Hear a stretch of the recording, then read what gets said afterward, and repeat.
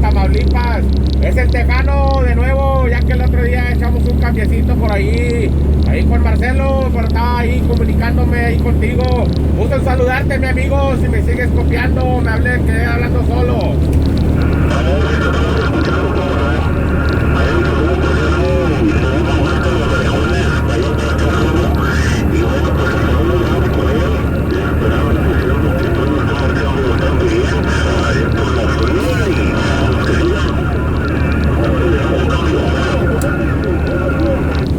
Copiado ahí, cubano, mexicano, copiado hasta Tamaulipas.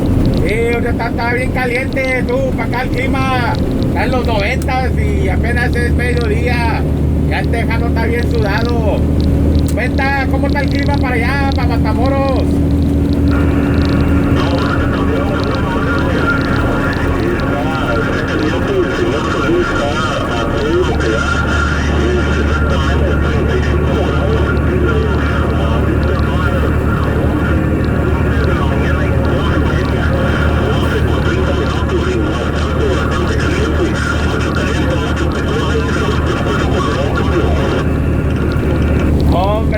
Confiado por allí. No, que así es Matamoros, así es allá. Allá somos, allá del rancho El Refugio, rumbo a la playa Bagdad. Allá tenemos familia, tú, cubano, mexicano.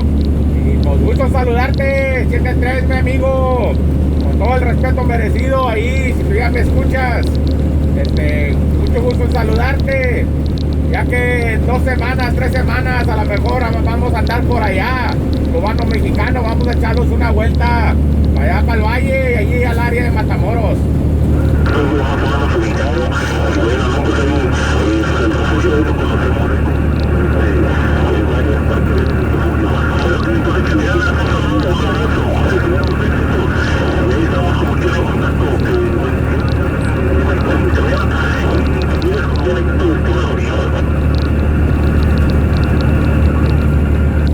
Copiado, sí, andamos en la 18 Morenas, a vuelta de rueda, ahí por si se baja y se sube la señal. Gusto saludarte, muchos saludos para toda la gente allá de Tamaulipas, dice por ahí, tú, cubano mexicano, muchos saludos hasta el Valle de Texas igualmente, y a toda la banda de allá, mucho gusto saludarte, 73, mi amigo.